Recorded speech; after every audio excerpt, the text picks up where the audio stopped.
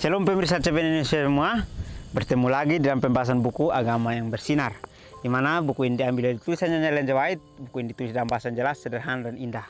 Sifatnya memberi petunjuk kepada orang yang rindu untuk belajar, pengharapan sejati bagi semua orang. Dan juga buku ini menyuguhkan kepada kita suatu kehidupan yang lebih sederhana dan lebih manis. Di semua pembaca akan penuh dengan kegembiraan dan kesukaan pada saat membacakan buku ini, dan juga bersinar menyinarkan kasihnya dimanapun kita berada. Jadi sangat menarik ya. Ajakan yang sangat menarik dari buku ini adalah kita akan diberikan pengharapan sejati pada saat kita ingin untuk mempelajari akan buku ini. Karena pada saat kita mempelajarinya, kita akan mengetahui harapan-harapan kita kepada Tuhan seperti apa. Dan juga pada saat harapan kita terkabul, maka kita akan memiliki sinar, sehingga sinar itu kita bisa bagikan dimanapun kita berada. Jadi bacaan kita kali ini judulnya Manis bagi Pikiran dan Kesehatan bagi Tubuh. Kita boleh mengambil Alkitab kita bersama-sama untuk membuka dalam Amsal 16 ayat 24. Perkataan yang menyenangkan adalah seperti sarang madu, manis bagi hati dan obat bagi tulang-tulang. Kata-kata penghiburan dan dorongan yang diucapkan pada waktu orang itu sakit dan semangatnya memudar, inilah yang dianggap oleh juru selamat sebagai kata-kata yang diucapkan kepada ia sendiri. Sementara orang itu dihibur, malaikat-malaikat surga memandang ke bawah dengan penghargaan serta rasa puas. Seri Membina jilid 4 halaman 138. Baik, pelajaran kita sangat menarik. Dari judul saja kita mengetahui bahwa kesehatan adalah obat yang harus kita miliki setiap hari. Karena pada saat kita melakukan pikiran itu dengan rasa manis, maka pikiran itu akan berjalan dengan lancar. Dan juga kesehatan itu bila kita pikirkan di dalam kehidupan kita untuk terus sehat, maka itu akan membawa kebahagiaan tersendiri untuk tubuh kita. Jadi dalam ayat intinya mengatakan bahwa perkataan yang menyenangkan adalah seperti sarang madu, atau kata-kata yang kita ucapkan pada saat orang merasa gembira, pada saat orang merasa bahagia, berarti itu adalah kata-kata yang menyenangkan akan hati orang itu. Sehingga seperti sarang madu yang dihinggapi oleh banyak tawon.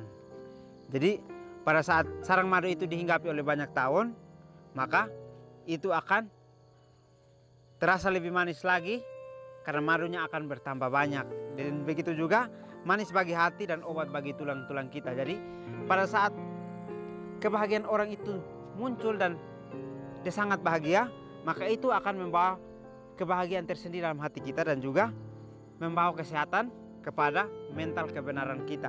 Jadi kita harus siap untuk memperbaharui diri kita dengan cara kita harus menjadi manis bagi pikiran kita dan juga kesehatan bagi tubuh kita. Karena kita lah yang mengendalikan semuanya, sehingga semuanya akan terkendali bagus pada saat kita benar-benar menjalankan akan apa yang Tuhan hikmatkan kepada kita. Kata-kata penghiburan dan dorongan yang diucapkan pada waktu orang itu sakit dan semangatnya memudar, inilah yang dianggap oleh juru selamat sebagai kata-kata yang diucapkan kepada ia sendiri. Jadi seringkali ayat ini kita berikan untuk menguatkan akan orang-orang sakit yang semangatnya sedang memudar, atau mereka merasa bahwa mereka tidak memiliki harapan lagi. Tetapi dengan ayat ini mengajarkan kepada kita bahwa penghiburan itu Tuhan akan selalu berikan kepada kita pada saat kita sedang terbaring sakit. Pada saat semangat kita lagi memudar, kita harus ingat bahwa Tuhan itu tidak pernah berhenti semangatnya untuk melindungi kita. Jadi kita harus kembali lagi bersemangat, kembali lagi untuk memotivasi tubuh kita untuk melakukan sesuatu, sehingga kita tidak pudar akan semangat kita dan juga kita tidak merasakan kesakitan lagi. Karena ini adalah kata-kata yang dari juru selamat yang kita ucapkan, sehingga itu juga bukan hanya kepada orang yang sakit saja, tetapi untuk diri kita sendiri juga dapat dikuatkan. Karena melalui ayat ini kita bisa percaya bahwa Tuhan itu akan senantiasa memberkati kita, akan senantiasa melindungi kita, sehingga kita akan terus semangat untuk mencari Dia. Sementara orang itu dihibur, malaikat-malaikat surga memandang ke bawah dengan penghargaan disertai rasa puas. Jadi dengan kita memberikan hiburan kepada orang melalui kata-kata yang datangnya dari Tuhan, maka orang itu akan merasa terhibur.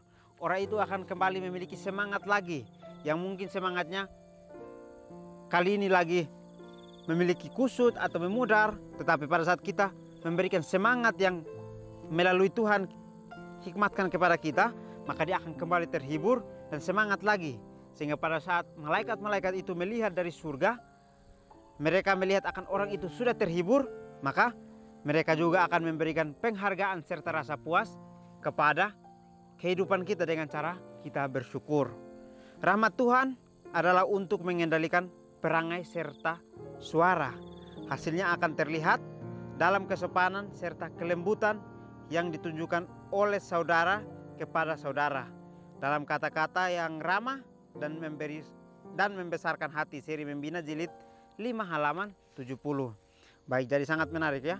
Rahmat Tuhan untuk mengendalikan perangai serta suara, atau rahmat Tuhanlah yang mengendalikan akan kata-kata kita yang keluar dari mulut kita. Jadi sesuatu yang kita katakan itu dikendalikan oleh Tuhan, sehingga itu akan menjadi rahmat, menjadi penghibur kepada orang yang kita berikan semangat itu.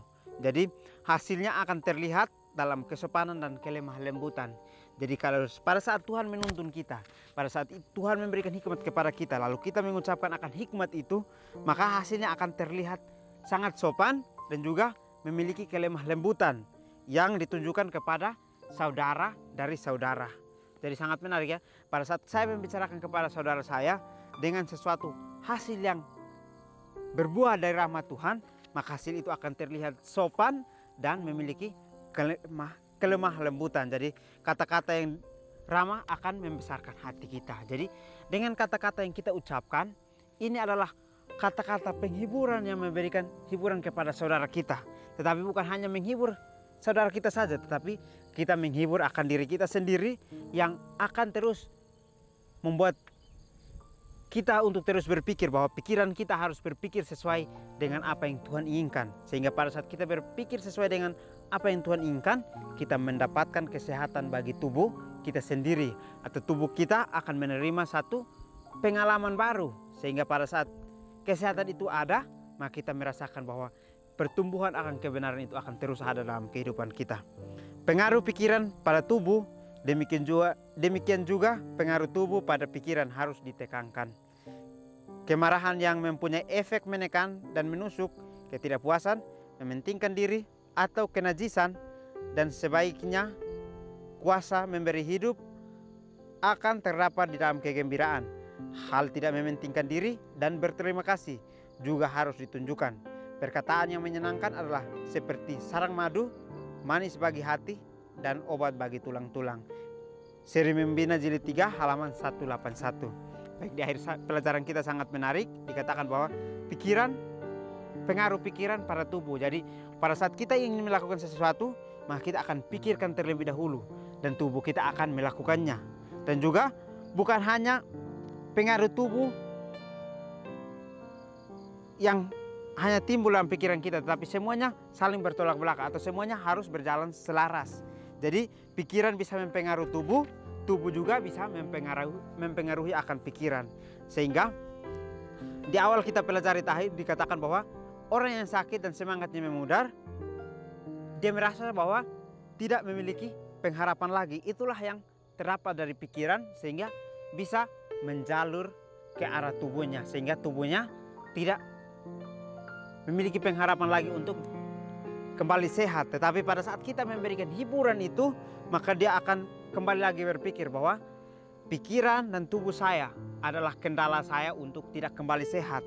Sehingga kita harus kembali ingat di sini bahwa dua-duanya berpengaruh untuk tabiat kita. Jadi pikiran kita akan berpengaruh kepada tabiat kita, tubuh kita akan berpengaruh kepada tabiat kita juga. Jadi semuanya harus berjalan dengan lancar. Kalau pikiran kita mengatakan bahwa kita harus sehat atau semangat, maka tubuh kita juga harus semangat untuk menunjukkan akan hal yang sama seperti yang pikiran tekankan ini. Jadi kemarahan yang mempunyai efek menekan dan menusuk, ketidakpuasan, mementingkan diri atau kenajisan, dan sebaliknya kuasa memberi hidup akan terdapat dalam hidup kegembiraan.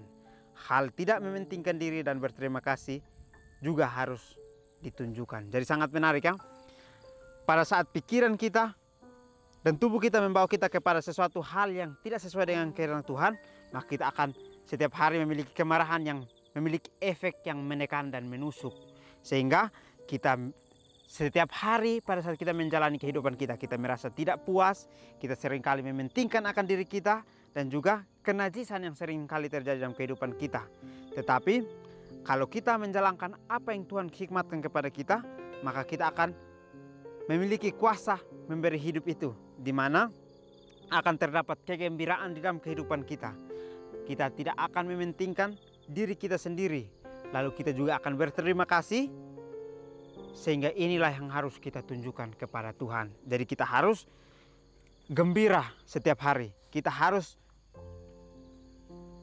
berterima kasih setiap hari. Kita tidak boleh mementingkan diri kita. Sehingga inilah yang akan membuat pikiran kita untuk kembali lagi memiliki harapan tentang kebenaran itu.